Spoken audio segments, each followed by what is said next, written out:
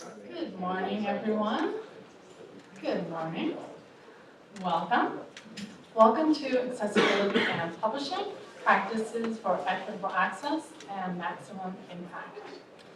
I'm Stephanie Rosen, and I'm honored to be the organizer of this panel and presenting today with my colleagues Susan Dorr, Peter Smith, and Emma Wacker.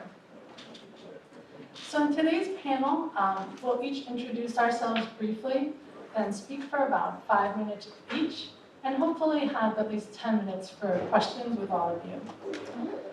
So to begin, I'll ask each panelist to introduce themselves, briefly giving our name, what we do, and a word about how we came to understand the importance of accessibility in publishing. And Susan, would you go first? Sure. Hi, everybody. I'm Susan Dorr. Oh, the chair here. I'm the assistant director at the University of Minnesota Press. I came to accessibility, well, I should say, my role at Minnesota includes both digital publishing and operations. So I like to think of it as I connect our books to our readers. Those are all things that somehow get a book to a reader, whether it's distribution of a physical book or access through an online book or an ebook. I really came to accessibility when we started working with Bookshare. I think we began working with them around 2006 or 2007, might have been a little later. And we started sending them PDFs and eventually EPUBs. But then when we got a grant from the Mellon Foundation to build an online platform called Manifold, we had to take on more direct responsibility for accessibility, both for our platform and for our ebook files. And it's been a work in progress and a learning curve, and so I'll tell you a little bit about what we've learned so far and where we are with that.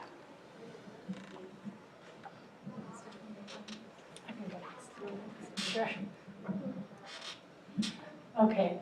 And I'm Stephanie Rosen. So I'm the accessibility specialist at the University of Michigan Library. And I first got exposed to accessibility, thinking about digital accessibility in particular, when I was working at a digital humanities lab at the University of Texas, Austin. That's the Digital Writing and Research Lab. And it was founded in the early 90s as a kind of computer and writing lab. And one of the co-founders, John Slayton, was experiencing vision loss at the same time that he was getting really interested in computers as a teaching tool. So he's also thinking about computers as an accessibility tool. And his legacy really informs the way work is done in that lab. So around that time, 2010, I started thinking about how digital accessibility standards apply in kind of teaching and learning contexts.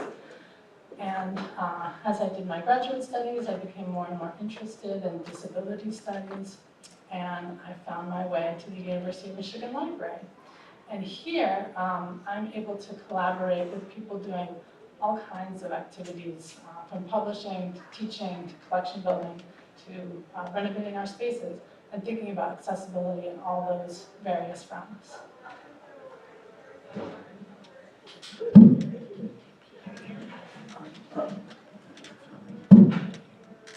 Hello, everybody.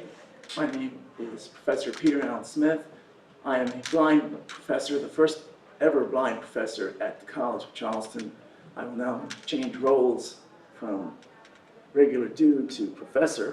A quick synopsis, as a blind person, I started to lose my sight about 18.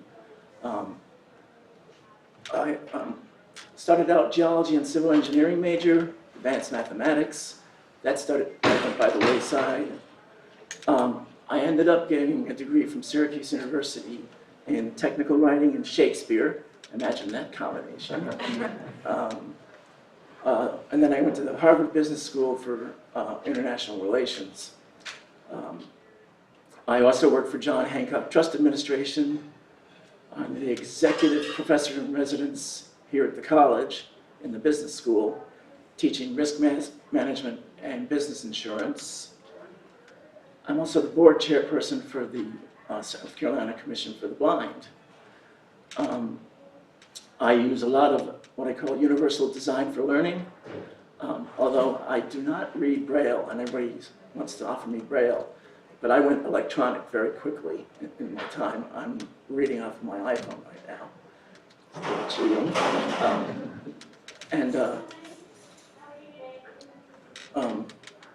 I really am into breaking down barriers, either directly or indirectly. I will find a workaround on any situation. Just as an additional, just to show you I can do anything, I ran the Boston Marathon blind, I played golf, and I ride and raced for the Paralympic cycling team. My saying is, whenever a boulder falls into the stream of my life, I remember that I am water, and I will find my way past, or grind the boulder into sand. But I do it with loving kindness. Thank you. All right, and I'm Emma Wacker. I'm the Senior Product Manager for EBSCO eBooks.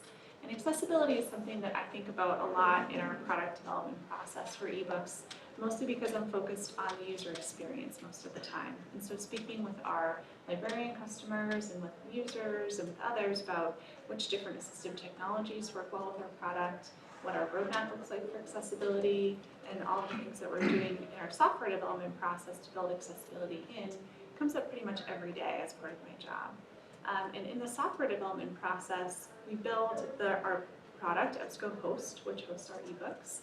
And our software developers work really closely with us in product management to understand use cases around accessibility, keyboard navigation, screen reader compatibility, text-to-speech, all the things that are in use as assistive technologies. We need to work with our developers to make sure they understand those use cases, how to test for those assistive technologies on our platform, and ensuring that we also have a rapport with an actual user panel of users who have print disabilities to help sort of augment that testing process for software development.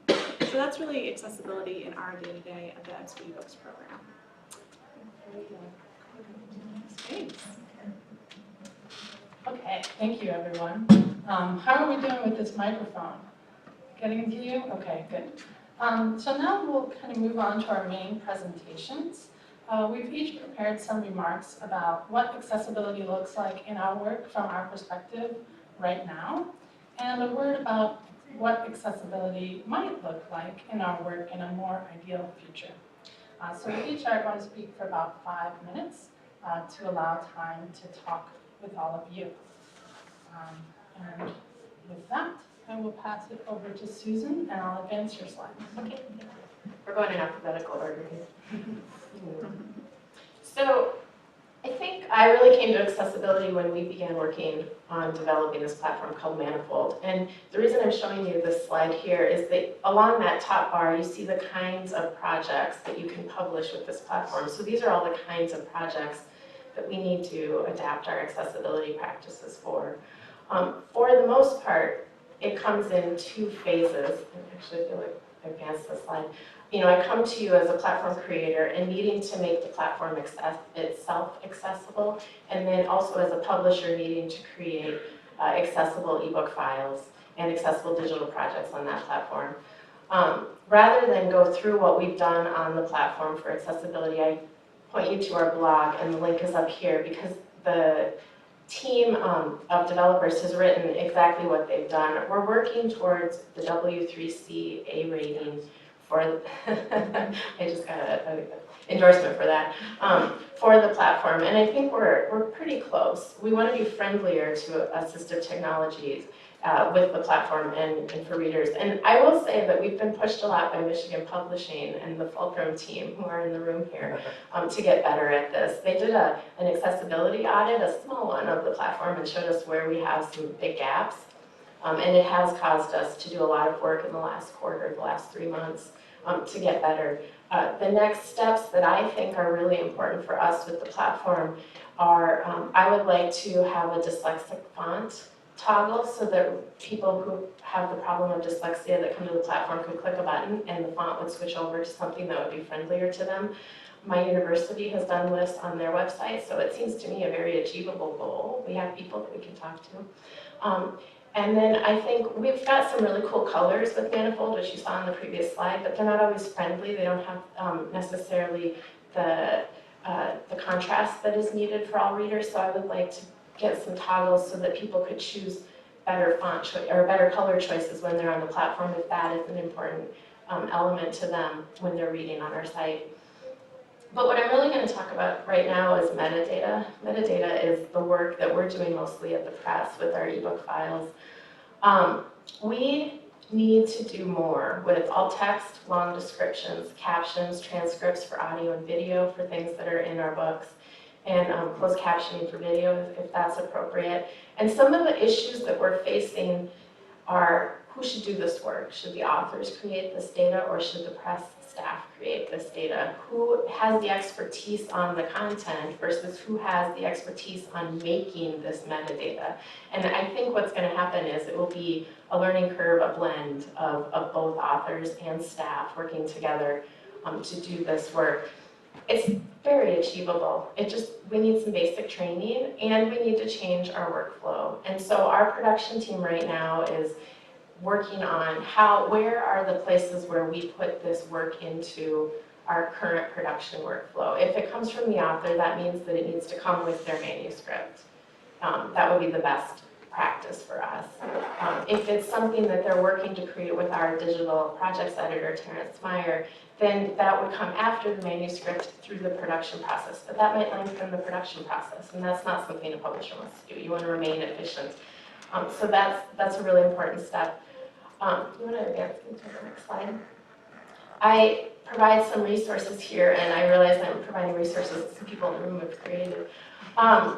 For publishers looking for just some steps, some basic steps on how to get started with accessible publishing, I direct you to the ISG. They have a great guide that has a lot of resources that you can go to. The Accessibility Metadata Project also has a lot of information. I've learned a lot from these folks.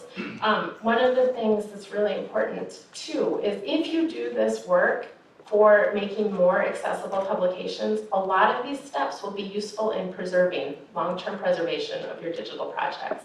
So you get two utilities out of the same set of work. We've recently begun some preservation work, and every time we have a conversation, I'm like, oh, that's something we should do for accessibility too. We can get both things, this context and this information. I realize that I'm at the end of my time here, so I'm going to pass it along. But the other tool I want to point out is the fourth one down. It's from the Diagram Center. It's called Poet. This is a little tutorial on how to write accessible descriptions for images.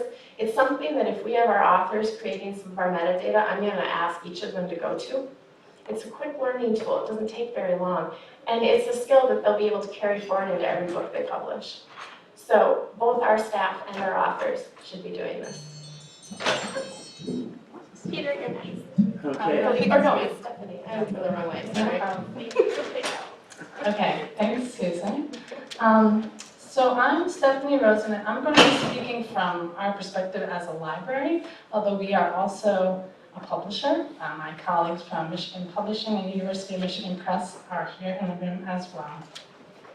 But for the patrons we serve, the library is kind of the last leg of content delivery.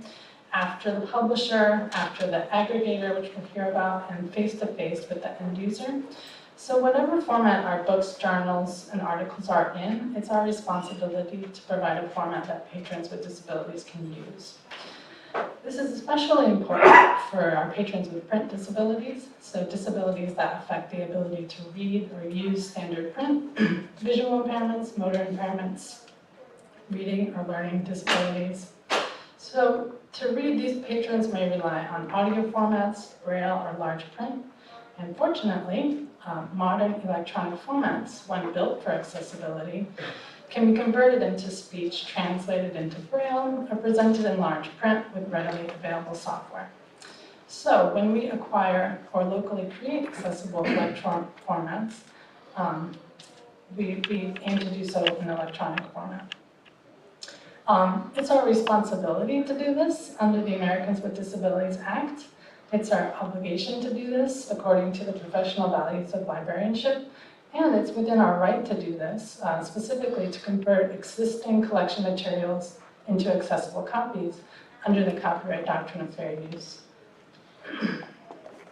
So the Americans with Disabilities Act requires that no qualified individual with a disability shall, by reason of such disability, be excluded from participation in or denied the benefits of services, programs, or activities of a public entity. So the public entity, that's us, a state institution of higher ed, and it's the same for private schools, libraries, cultural heritage institutions. Ensuring that people with disabilities can equitably enjoy the benefits of our services means complying with the standards. So for example, building our library website to meet international standards for web accessibility, and also providing accommodations. So for example, converting print publications into a format that's accessible to a user who needs it. Meanwhile, the American Libraries Association core values of librarianship reminds us that all information resources, regardless of technology, format, or methods of delivery, should be readily, equally, and equitably accessible to all library users. So that's a bit about why we do this, and I'll say a bit more about the how. Much of our collection is already digital, licensed from vendors, or hosted locally. Some of this is accessible according to the standards and usable according to our patrons who rely on assistive technology, but much of it is not. And of course, much of our collection is print, not accessible to patrons with print disabilities. So when a patron requires to use an item that's not already in a format that's accessible to them, we pursue a series of actions to acquire, create an accessible copy. Broadly, these fall into three categories: looking to specialized databases like HathiTrust, Bookshare, and Access Text, doing some local conversion from our print collection, our interlibrary loan, or by request, going straight to the vendor, the publisher, and asking for an accessible file.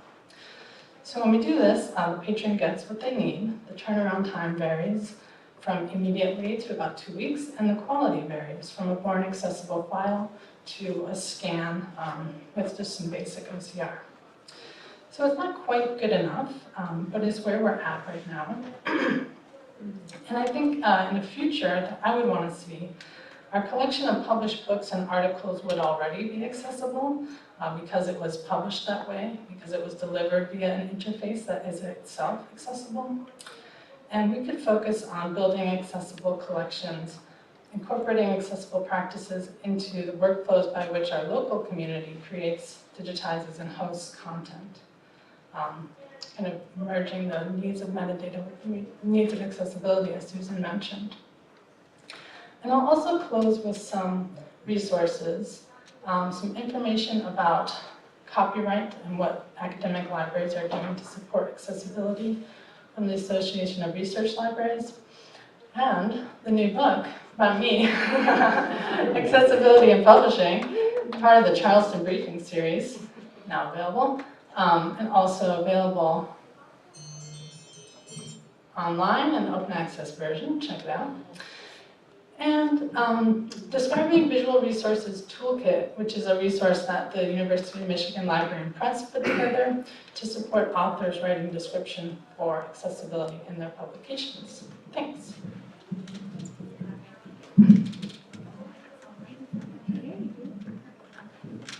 I'm hoping that you're going to be reading that book for an audio file. Yeah, I'm looking into that. I encourage authors to do that. Read your own book. Anyhow, I'm a big user of screen readers, and this is kind of more of an end user focus here. Screen reading technology is making great advances, and everything I own talks. But then we slide. Screen reader technology making great advances.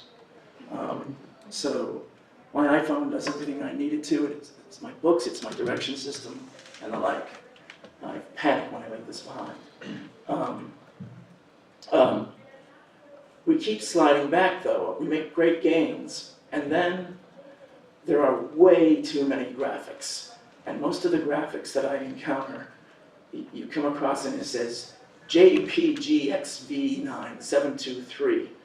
And the person that's designed the program, please label your graphics. There's a little space at the beginning of what you're inputting, and you could put image of a dog, and it will tell me to skip through that one to something else.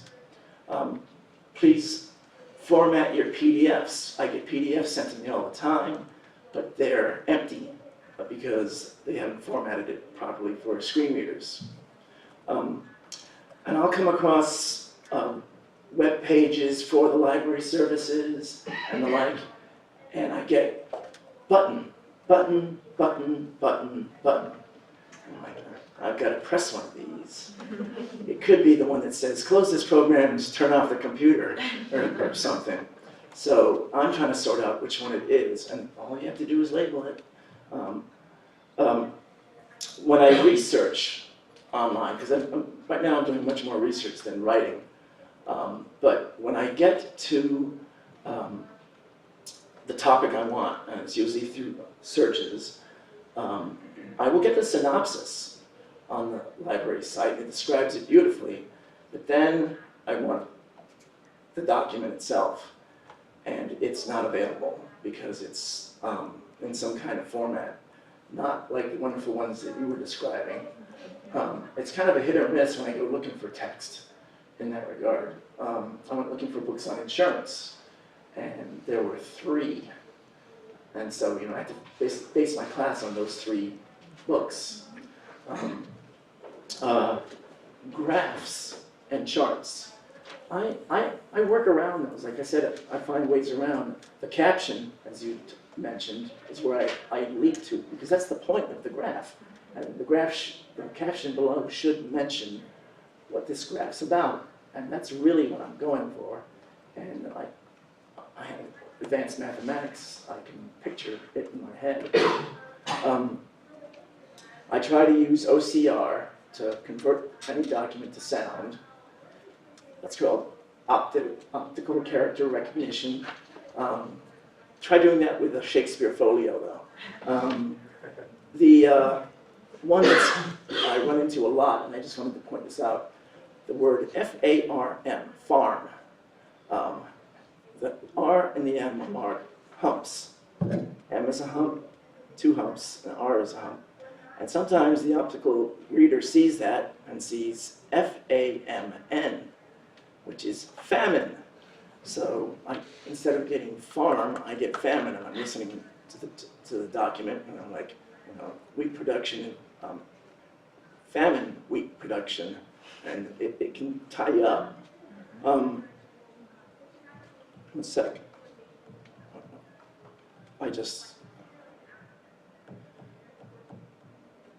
Pardon me. Okay, here we go.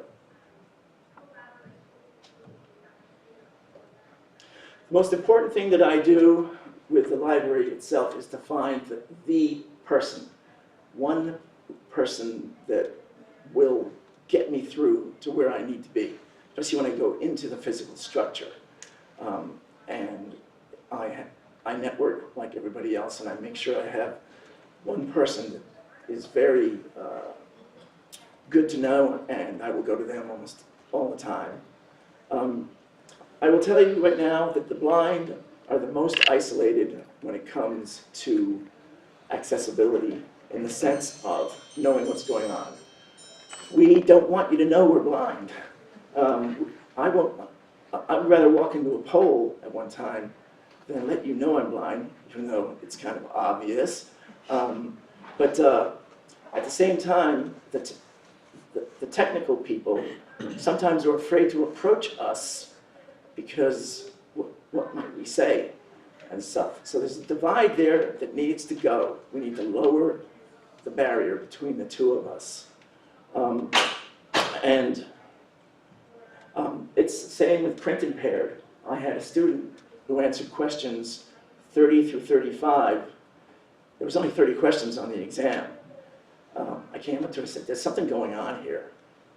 You might have a print impairment. No, I don't. I'm fine, I'm fine, I'm fine. And I went, no, you're not.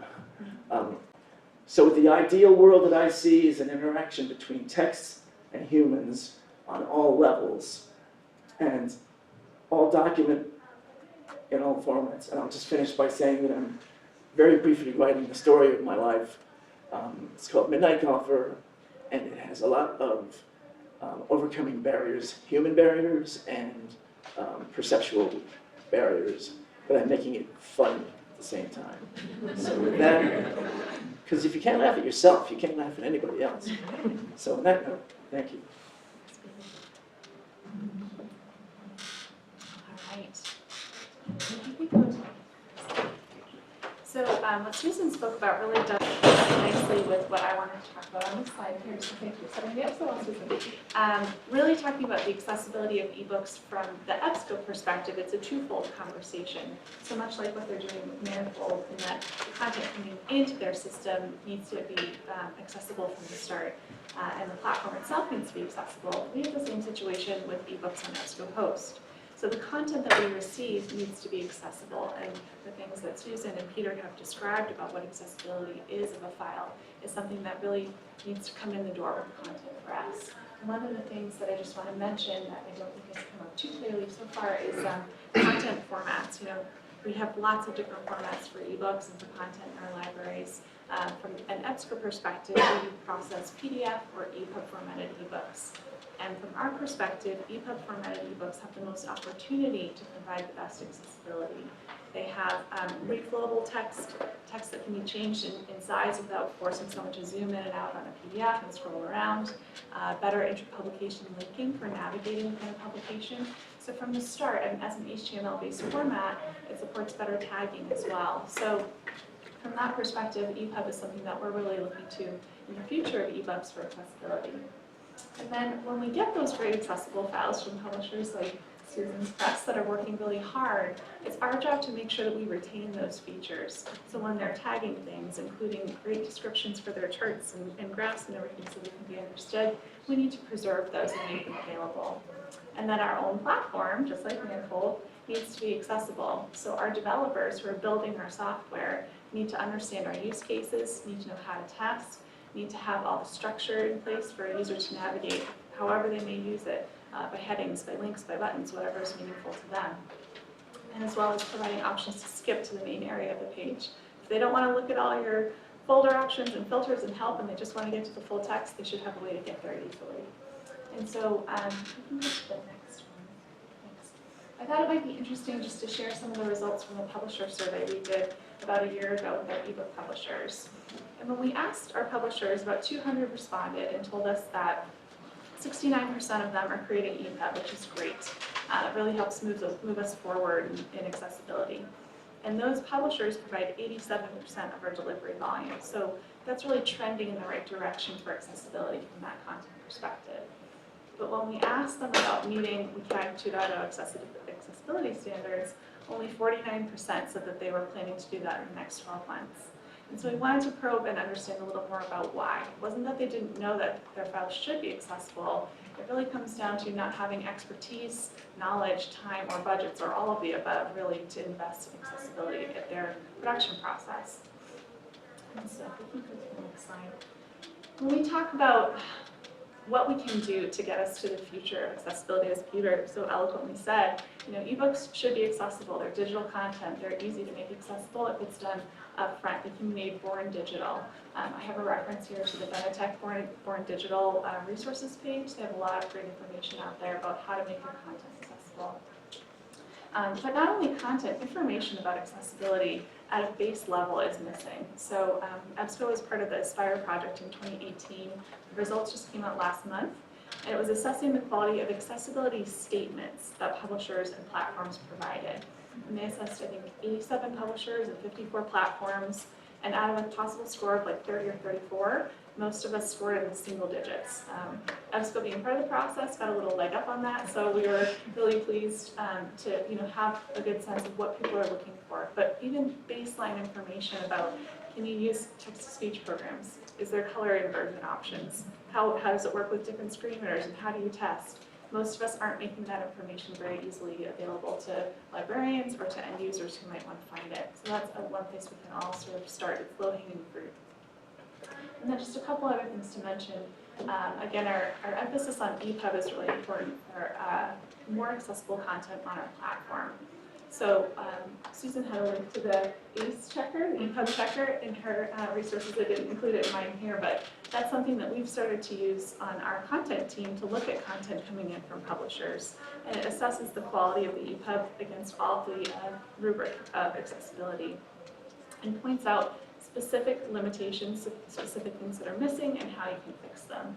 So we've been talking about, can we extend this to help bring the information back to the publishers that don't have the time or the resources or the knowledge to do it themselves, and help them to move forward in their process. So I think the last thing I would just mention is that I have a link here to DQ University, not to necessarily drive you guys to their site to buy anything, but they're a resource that we're working with really closely with our development teams and our product teams to educate ourselves about accessibility. They have great courses on there that you can take about accessibility that help you learn from a product side, from a development side, how to better accommodate accessibility when you're building products or ebooks or any of the things that we're all doing for our library patrons. So I think I'll end it there. So we have time for questions. Yeah. Okay, thank you to all of our panelists. We have the room until 11:10, so now we'll open it up for questions from all of you. Speak up.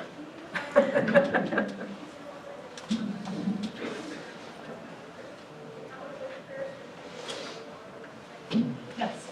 And after university grads, how do you encourage and incentivize authors to provide alternative text when sometimes it's difficult for WMs to provide new files to begin with? Yeah, how do we encourage and incentivize authors to provide alternative text? We're just starting to do this, so I don't have a successful strategy to tell you about, other than one thing that we often will do is put these requests in their author questionnaire, and it's just a piece that they need to fill in. Except this won't work quite as neatly because an AQ isn't necessarily the place that you want to have like image alt text and all that information. So it could become a requirement of a completed manuscript, and to accept your manuscript, we need these things. I think too, the way I like to frame it is these are more readers. When you provide this, you reach more readers. Isn't your goal as an author to reach as many readers as you can? It's certainly our goal as your publisher to reach all these readers. So when you reframe it as it's not more work, instead it's a way to more readers, often it's just a different conversation. It's like, oh yeah, okay, I can get behind that. And also then if we provide links to some tools so that they know how to do this and how it's not that hard, it's just a little more work. It takes down some of the scariness factor behind doing this. And those can be good ways to get authors involved and behind doing this work. I'll add some perspective from the University of Michigan Press. We began doing this with authors who were already working in disability studies, so people who were politically and personally committed to accessible publishing. So that's like one side, that's the persuasion part, there's still the work of doing it.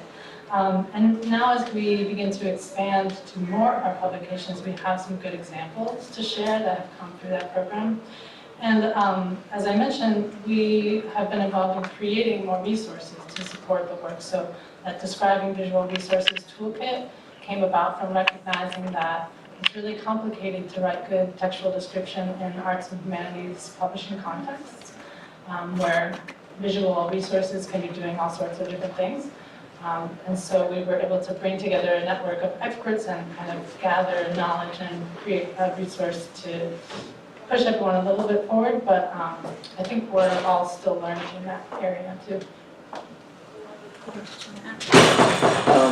What I have done is play on the egos of the authors, literally saying, why don't you read this book so that blind listeners can have access to it as well? And who wouldn't know the subject matter and how the narration should go better than the author?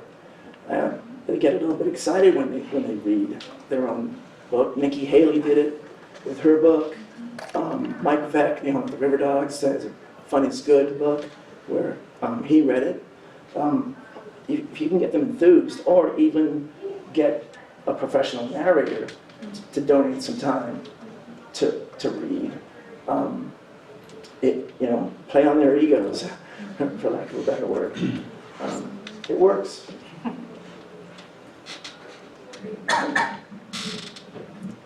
Yes. If I could just add some comments to that, because I'm a big advocate of getting the authors involved. Absolutely picking up on what Peter said, not just in terms of narrating the book, but, I'm a big advocate of doing this in scholarly publishing. It doesn't work necessarily in other sectors, but one argument is who better knows why that image is in the paper than the author of the paper? And point out to them that that image is going to get an image description. Don't they want it to be right? And then the third thing is, we're publishers. We know how to edit, right? So just get the concepts from the author, even if they don't really do it right. You can make it right, but at least they're conveying, here's what I'm trying to convey by that image. Here's why that's in my paper, or my article, or my book. We actually ran into trouble with authors of the Writers Guild of America or something like that when Amazon came out with the readable digital book. They shut it down. So, we've got to overcome that too. I find it interesting that the conversation sometimes focuses on individuals with visual impairment, when in reality, our lifestyles are changing. I may want to learn something when I'm at the gym, or I may want to listen to something when I'm on my commute to and from work. Have you seen more of a willingness from money talks, the commercial value of being able to do this beyond the obvious reasons, but allowing folks to consume content in different ways at the time that they choose?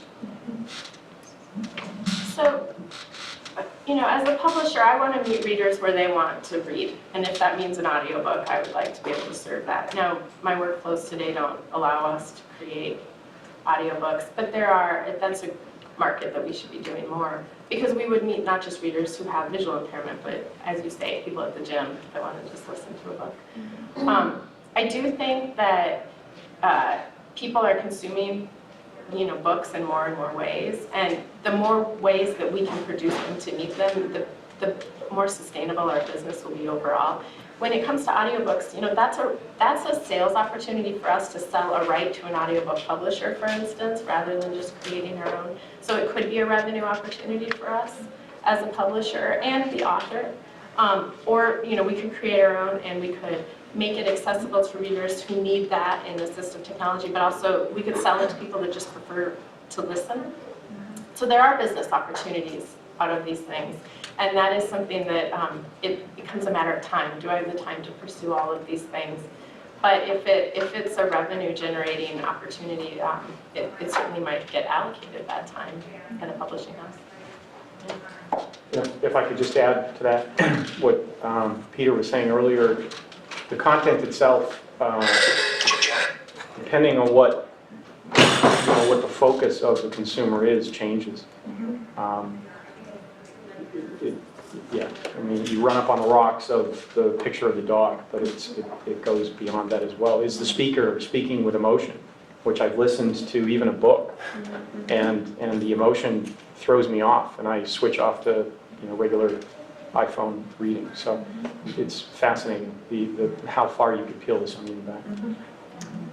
One of the things I like, it can actually, you get tactical advantages. For instance, there was an ad back in the 70s for oven cleaner, and it showed a house person, I'll say, filing her nails, and she's going, I'm cleaning my oven. And my corollary to that is I'm listening to a book, and I'm pushing the vacuum cleaner, and I go, and I'm reading Dostoevsky, because I can do it. I can double task. And so anyhow, I just wanted to add that little tidbit on to what you just said. And it's also print impaired, not visually impaired, but just dyslexic or who need these services as well. You're a brave man if you're reading Dostoevsky. Crime and punishment while vacuuming. That's appropriate. Yeah, and I guess I want to add another way we think about that is not only audiobooks, but rather electronic books encoded for accessibility are usable for people who need to listen to them, but also will be usable for other modes of reading that we can't predict yet, both human reading and machine reading. So we also kind of think about that angle. Yeah. So we're at time now. Thank you. Thank the panelists. We'll have a round of applause.